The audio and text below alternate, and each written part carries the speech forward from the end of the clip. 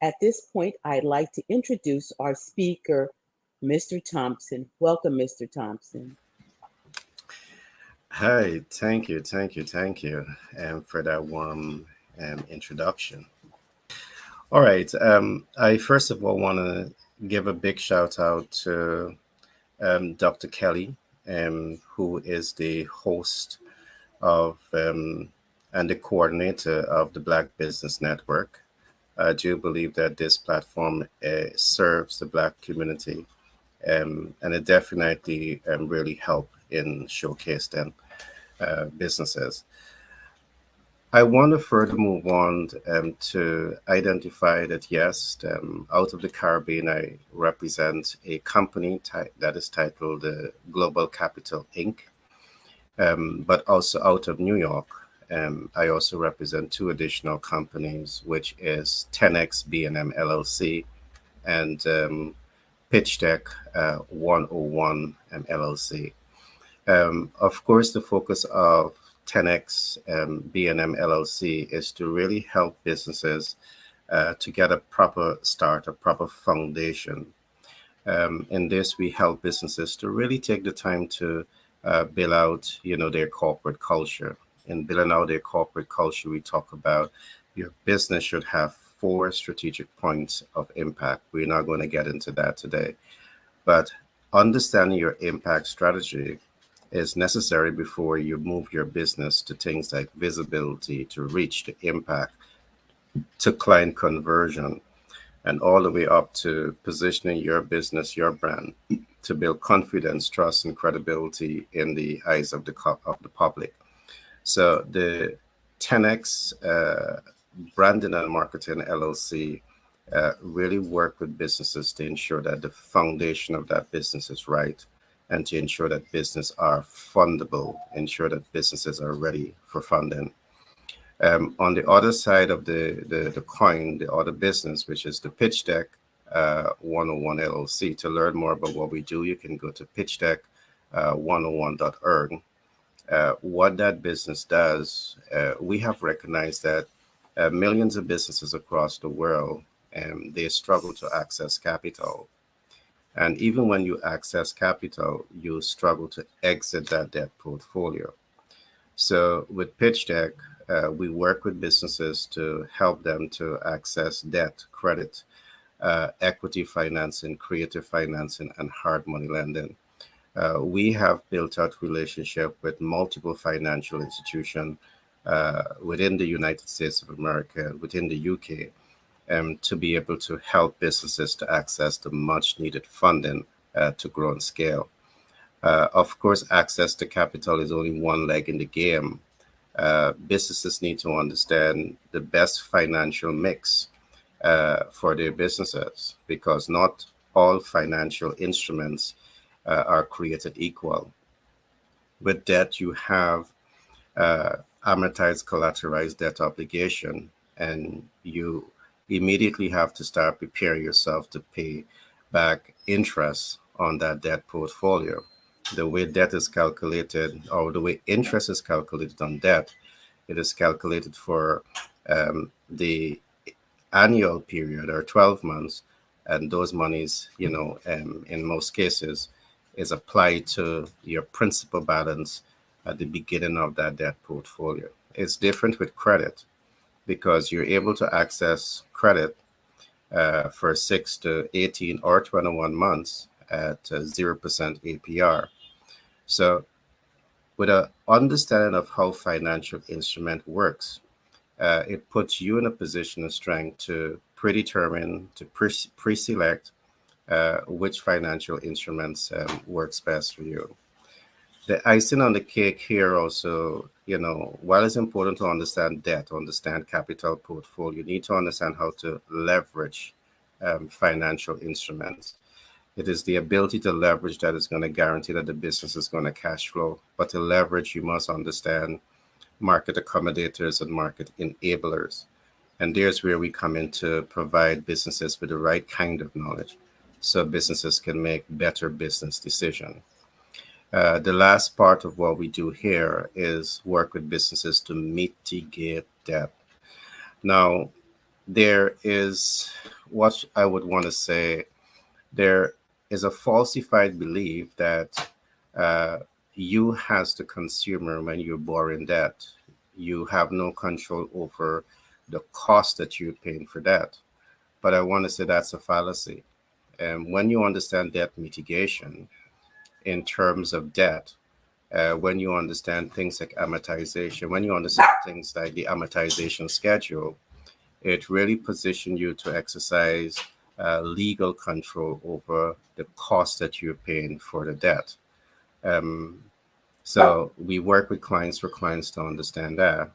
When it's come to credit, I already spoke about the 0% APR credit. When you understand um, credit from that standpoint, it gives you tremendous leverage.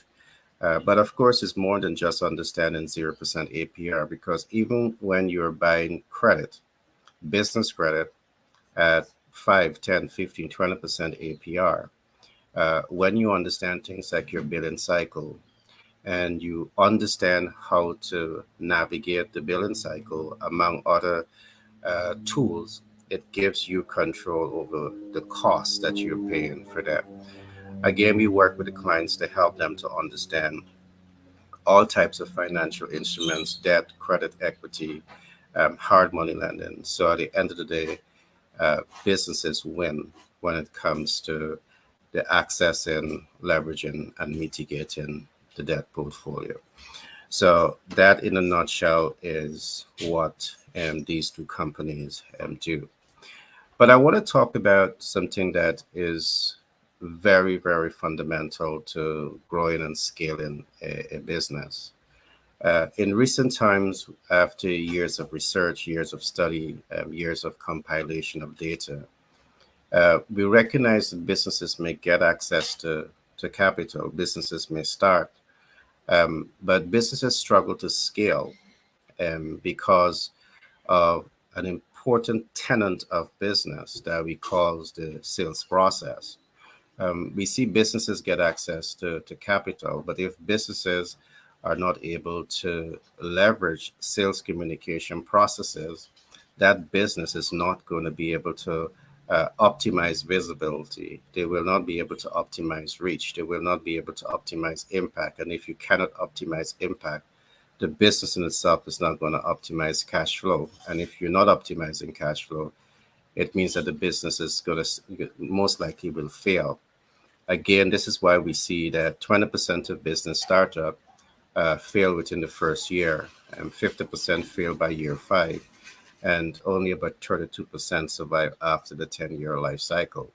While access to capital is critical, access to human resources is important, we are finding also that the inability to leverage the sales communication process is also necessary. So what I'm going to do, I'm going to spend the rest of the time available to me to just do a little deep dive, a high level overview of what the sales communication process is. I'm doing this because I believe that when you want to start a business and you want to win in business, sales is so important. You cannot cash flow your business unless you really understand the sales process. We at Pitch Deck 101 LLC, 10X B&M LLC, under the umbrella of Global Capital Inc., we have developed this very new thesis that we call the sales communication process. Now, what is the sales communication process? The sales communication process stands on 4 pillars, and each of these pillars tells a story. For example, Pillar 1, we talk about the sales process. And Pillar 2, we talk about the communication process. Pillar 3, we talk about the pull factors of sales communication. And Pillar 4, we talk about the push factors of sales communication. I'm going to take some time to go into each of these pillars to ensure that the listening public, those who are aspiring to get into business and those who are in business, really understand this concept. Uh, the first pillar is what we call the sales process. Now, what is the sales process? The sales process, as we design it, really walks you through um, 89 important concepts. It talks about how to command attention. If you're in business and you're not commanding attention, it's going to undermine your sales process. How do you position yourself to command attention? If I have enough time today, I will go into this one particularly to really help you to have a deeper understanding of it. Now, along with this, you need to understand how to pique interest, how to arouse desire, how to move the client interaction.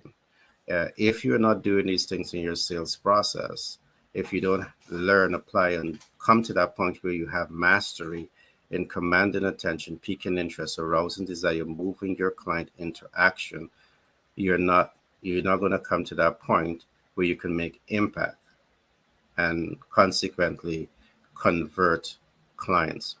So the sales process really help you to understand this. And beyond optimizing the client conversion, we walk you through the entire process of how to build public confidence, how to build public trust, and how to build credibility in the eyes of your consumers and in the eyes of the public. So each of these talking points, each of these tenets of the first pillar are critical to the sales process. And if you're in business, if you're in sale, and you do not know these concepts, you are not learning them, applying them, and mastering them in your sales process, it's another reason why your business is not likely to grow and scale the way you expect it to grow and scale. But let's look at pillar two. Pillar two, we talk about the communication process. It's important to recognize that the sales process is a communication process. You're either communicating one on one or you're communicating one to many. But there are a lot of barriers that can take place in the process of communication. But let's look at how this communication process works.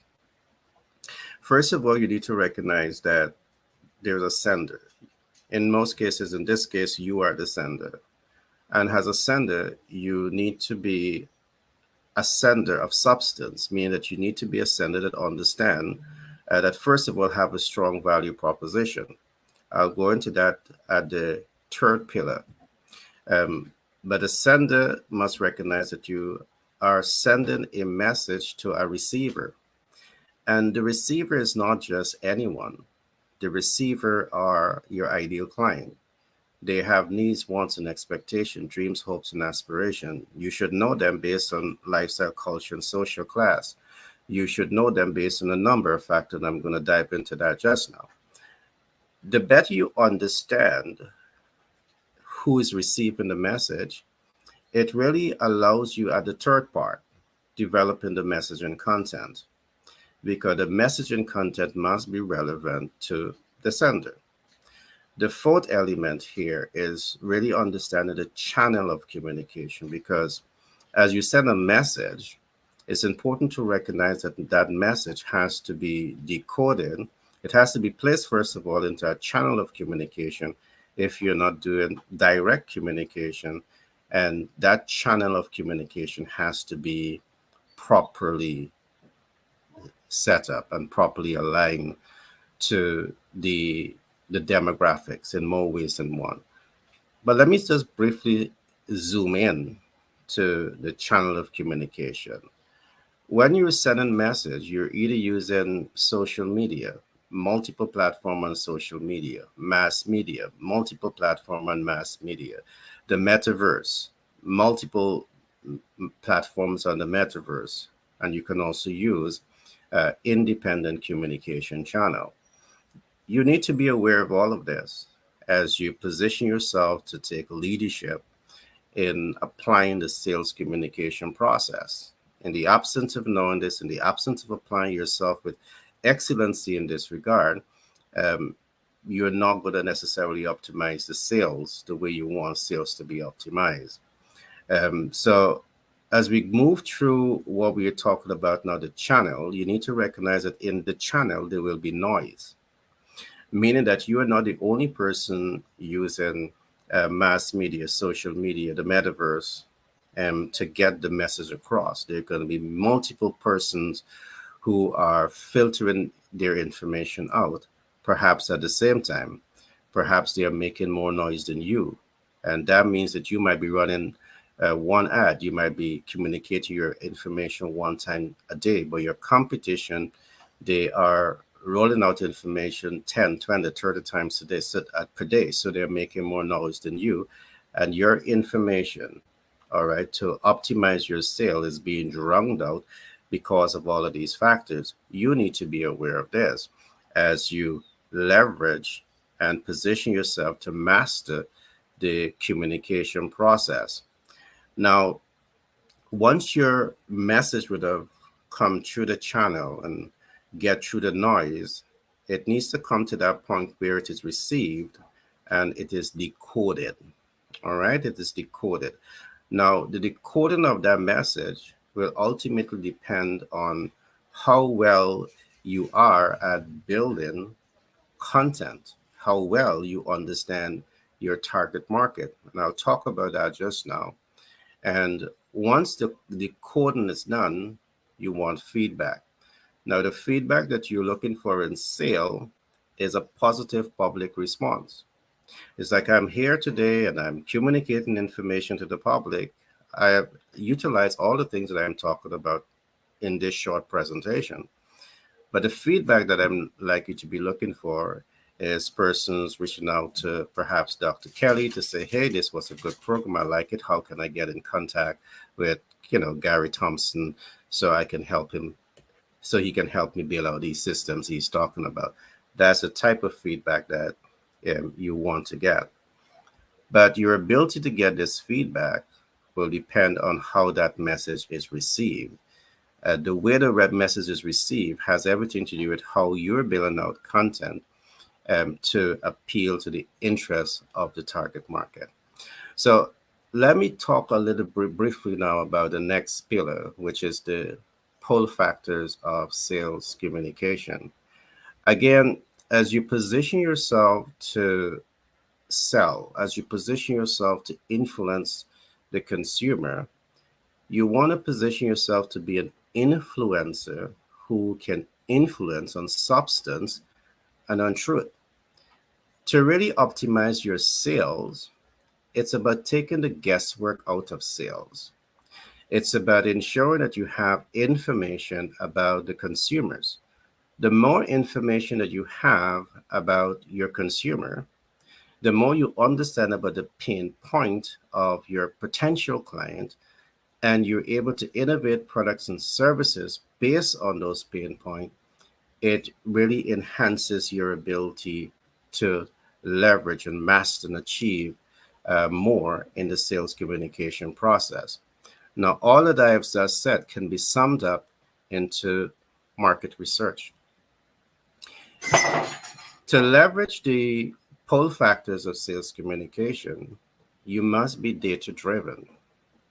Now, we are seeing that there's so many persons today in business, so many persons attempting to do sales, but you don't understand who's your target market. You don't understand the needs and wants and expectations of your target market.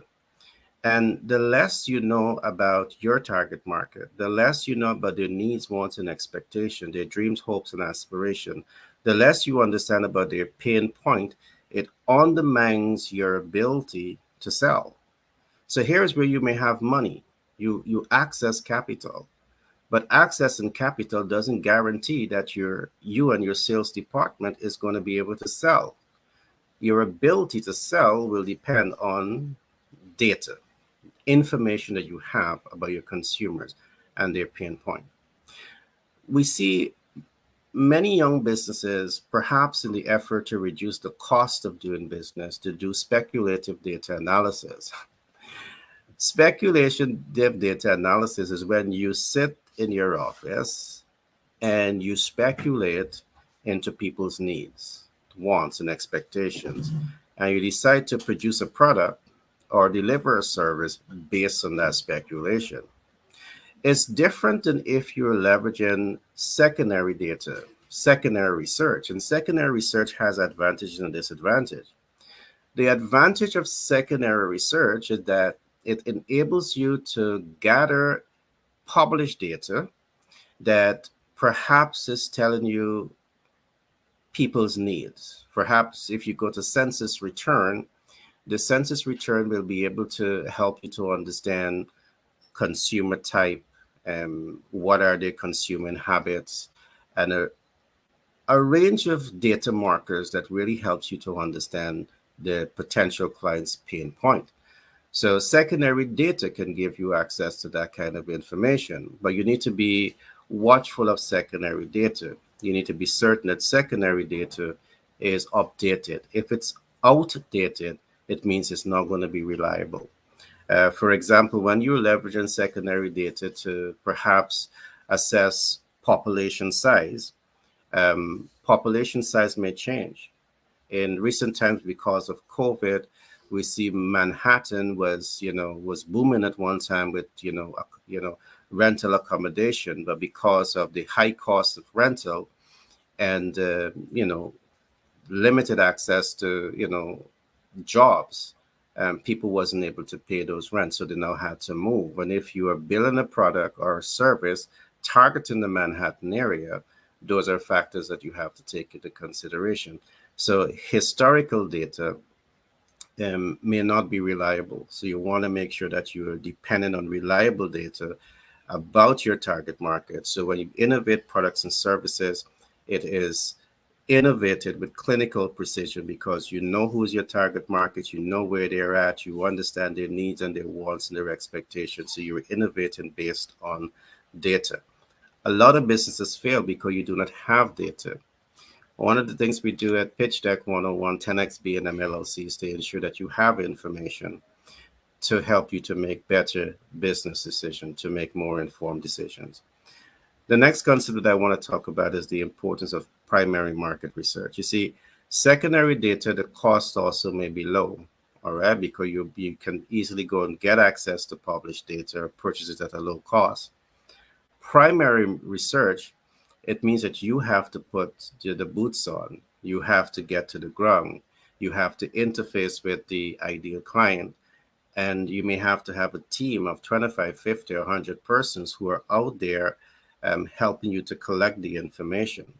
And that may come at a high cost.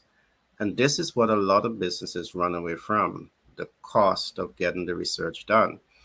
But in our platform, we emphasize the importance of having primary market intelligence. In fact, to guarantee your business cash flow, you need to have the primary data. And I would also emphasize that doing the primary market research can work to your advantage when you know what you are doing. Let's take, for example, that you build a team and you've embarked on primary market research. If you have 100 persons, let's just give a number, and each of the 100 persons is targeting 10 persons per day. Guess what? You're reaching 1,000 persons per day. All right. So in a week, you probably have 5,000 to 7,000 persons. In a month, you have approximately 28,000 persons. But let us just suppose that out of that entire research base, you're able to identify 1,000 ideal client, 1,000 ideal client that perhaps based on their ideal because they have needs and wants and expectation and they have spending power. But because you did this research, you have them in your database. All right, so this is 1,000 clients that perhaps can spend $1,000 in your products and services. Guess what? That immediately show you how you can cash flow the business even before the business gets started because you are now data driven. You have this data, you have access to the ideal client, you know their spending power. Perhaps you even use this data to get them to subscribe to your products and services before you get started. So our institution, we are not just interested in providing the capital to businesses because we know that we can help you to access capital, but you fail. You fail because all of the other moving parts is necessary to drive business success. You are not focusing on this, and sales is a critical part of it. So what I've given you here is a synopsis of the sales communication process and how our program can help you. The last concept with the last pillar is what we call, now, just let me go just a little bit more deeper into this one, because we talk briefly about the primary market research. What the primary market research also helps you to do is to understand your target market based on demographic data. And there's a number of demographic biodata markers. The primary research also helps you to understand your target market based on psychographic data. And there are multiple biodata psychographic data that you need to know. If you want to become an educated person in sales, you need to understand this. All right. If you want to take capital and truly up level capital, capital into positive cash flowing, assets, you need to understand when you're doing business, everything that I'm talking about. And along with this, the reason for the primary market research is that you can have demographic data, you can have psychographic data, but you don't have geographic data. Geographic data means that you don't know where people are positioned locally, regionally, nationally, and internationally. And having the data, it puts power in your hand, because you can look at New York City and you can say, okay, New York City has 5 boroughs, and in this, and this bureau, in this, and this location is where I can find my ideal client. So you're not selling by guess, you're selling by data. You're positioning your value proposition in front of the ideal client based on data. And all of this really put your business in a position of strength to win in the sales communication process. And this is what we really provide to you. See, when you understand your target market based on demographic, psychographic, and geographic data, it really allows you to be able now to command attention. It gives you tremendous leverage. I know I've said a whole lot here, and in the interest of time, I'm going to pause here and I'm going to open up the floor for questions. This is a deep subject matter. I can go on this for the whole day, but I'm going to stop here for now to see if there's any questions to be asked. Thank you so much for your expertise, Mr. Thompson. You're welcome. You were incredible. I learned so much in just that short period of time. And I want you to, if you can just just talk a little bit about understanding your market, because I think sometimes people think one size fits all, and they don't do the research and understanding their marketing skills before they get out there. And then when they don't reach the population that they think they should have, they're disappointed. But if they had done the research in advance, like you mentioned, about the demographics and understanding who they're marketing to, that would probably help enhance their business. Yeah, you're perfectly correct with that statement. One of the things that we see also is that, many young people start in business today. They have, again, another falsified notion. They believe that when you innovate a product and service, it's for everyone, and that's completely far from the truth. All right. Um, People have needs based on lifestyle, culture, and social class. And if you are not taking the time to understand those biodata marker, you can miss a tremendous sales opportunity. Like, for example, I've seen person in business say, if I drop the price, it means it's affordable for everyone. But they're not taking into consideration the middle class and the affluent in society. When they see the price look low, they are saying that that is not a value of a product, and they're going to push it aside. All right, because their culture really helps them to understand that the higher the price is the better the value is likely to be. So if you're not taking all of these factors into consideration, again, you could miss an opportunity. Again, with this, another thing that we have seen is that people leverage pricing, those who are knowledgeable about what they are doing, they leverage pricing to attract a specific demographic and to also price out another target group. And the reason you're pricing out a target group is because for those that have the money, when they're investing to, let us say, come to entertainment, they're investing because they want clean fun, they want, security and safety. And if everyone comes in, it undermines that security and safety that they want. So they themselves is going to create these exclusive hubs where only the elites or certain types get in. So there's so many variables in the sales communication process.